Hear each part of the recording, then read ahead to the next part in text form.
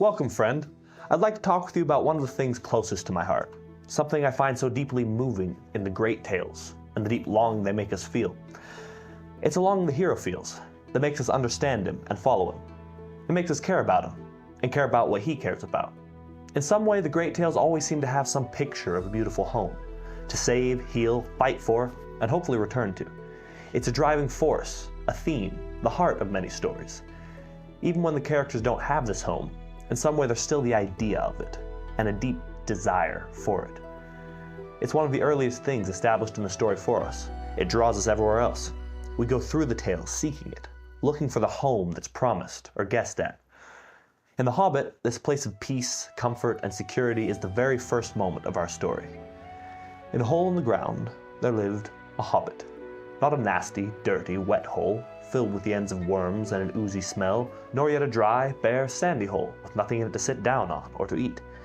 It was a hobbit hole, and that means comfort. He goes on to describe his home, the deep-set round windows that look over his garden and the meadows beyond that slope down to the river. In a way, it's setting up our hero's heart.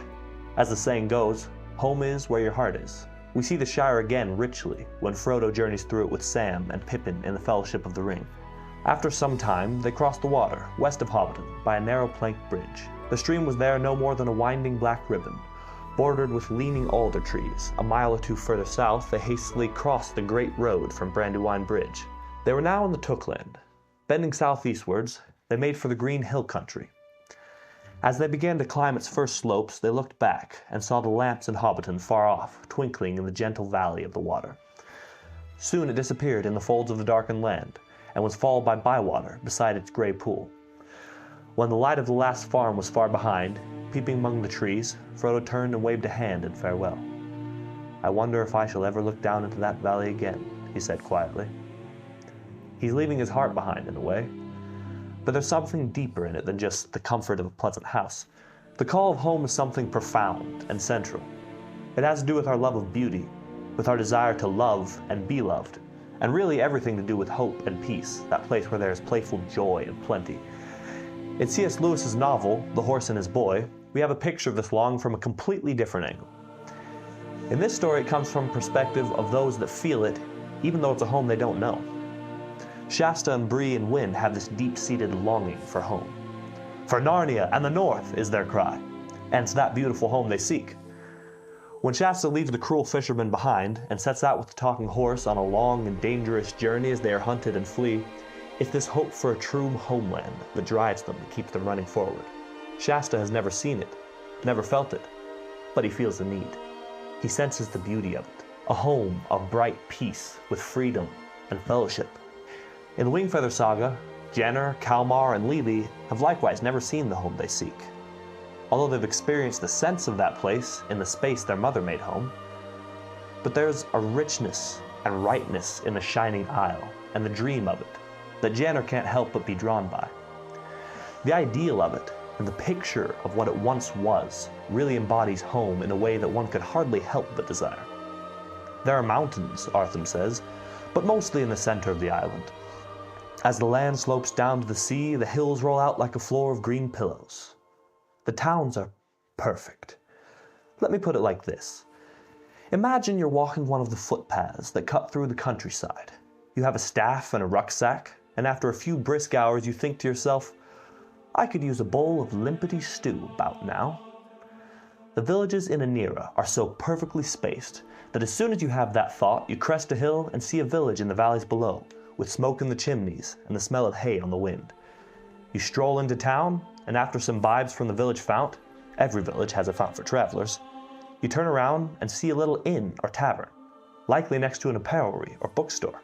You stride into that inn and lean on your walking stick by the door, and no sooner than you've sat down and sipped a pint of something warm, the proprietor brings you a bowl of limpety stew.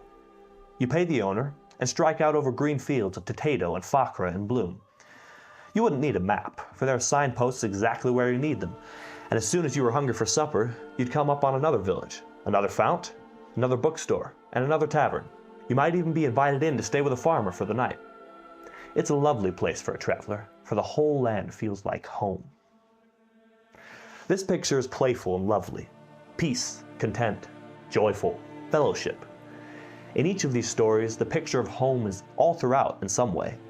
It's a beautiful thing.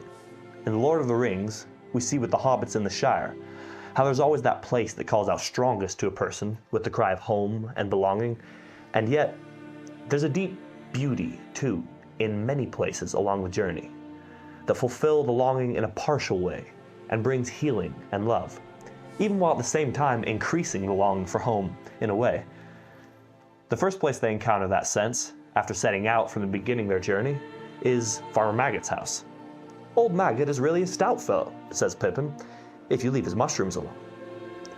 He invites them in right off, sits them by his fireplace, shares beer and talk, and brings them to his table to join an abundant meal of mushrooms and bacon with other good farmhouse fare, beside his large family and farmhands. At once he's a friend in need to them, giving help in their danger and driving them to the ferry in his wagon, facing the dark and fear for them. Soon after, when Frodo keenly feels his homelessness and danger as he leaves the Shire behind and travels through the threatening old forest, he comes under the rooted wrath of Old Man Willow, but finds again the comfort and peace and security of a home strong in beauty in the house of Tom Bombadil. As old Tom brings them home, and Goldberry sings and hosts them, stories are told, and peace of mind is restored. Tom with his thick brown hair and yellow boots, Goldberry clothed all in silver green, with flowers in her girdle. The two of them weave their single dance around the table as they serve the hobbits and care for their needs, and Frodo and his companions fall into song with them, as if it were easier and more natural than talking. They sleep in safety, for as Goldberry says, "Nothing passes door and window here, save moonlight and starlight and the wind off the hilltop." Yet again, after they face the terror of the Barrow-wights, they find a brief homeliness and solidness in Bree at the Inn of the Prancing Pony, with the sturdy Barleyman and the brave help he gives them. Bree is a place of rare friendships and familiarity between hobbits and men. As the story tells us, nowhere else in the world was that peculiar but excellent arrangement to be found. In Barleyman's house, beside the meeting of ways where dwarves and travelers gather, the hobbits are cleaned and rested, and in the middle of good deep mugs of beer when Mr. Butterbur and Nob came in again. In a twinkling, the table was laid. There was hot soup, cold meats, a blackberry tart, new loaves and slabs of butter, and half a ripe cheese. Good plain food, as good as the Shire could show, and homelike enough to dispel the last of Sam's misgivings, already much relieved by the excellence of the beer. The Bree folk are friendly, and even after all the troubles that follow, Mr. Butterbur is a friend to them. "Why can't you stay here quietly for a bit, Mr. Underhill?" he says. "If there's any help I can give, you've only to name it." He is, as Gandalf writes, a worthy man, but his memory is like a lumber room, thing wanted always buried. After they leave his house and get farther and farther from home as their journey goes on, their sense of loss and homelessness increases. Yet they continue to find refuge and home in places that bring them hope and healing, hope of finding their own. In Rivendell, Frodo awakes, healed and refreshed, and finds that he has a mind for food and drink, and probably singing and storytelling afterwards. In the House of Elrond, he finds true what Bilbo said long before, that that house was a perfect house. Whether you like food or sleep or storytelling or singing, or just sitting and thinking best, or a pleasant mixture of them all, merely to be there was a cure for weariness, fear, and sadness. There was still light on the faces of the mountains far above. The air was warm, the sound of running and falling water was loud, and the evening was filled with a faint scent of trees and flowers, as if summer still lingered in Elrond's gardens. There they find friends and feast and music and song all round. The feast is merry and the food all that their hunger could desire. Afterward, in the Hall of Fire, elven minstrels begin to make sweet music, and Frodo sees the light upon many fair faces that gather together, the golden firelight playing upon them and shimmering in their hair. The beauty of the melodies and the interwoven words and elven tongues hold Frodo in a spell, as he envisions far lands and bright things that he's never imagined. They open out before him, and he and Bilbo speak of fair things they've seen in the world, with the elves, the stars, the trees, and the gentle fall of the bright year in the woods. And such was the virtue of the land of Rivendell that soon all fear and anxiety was lifted from their minds. The future, good or ill, was not forgotten, but ceased to have any power over the present.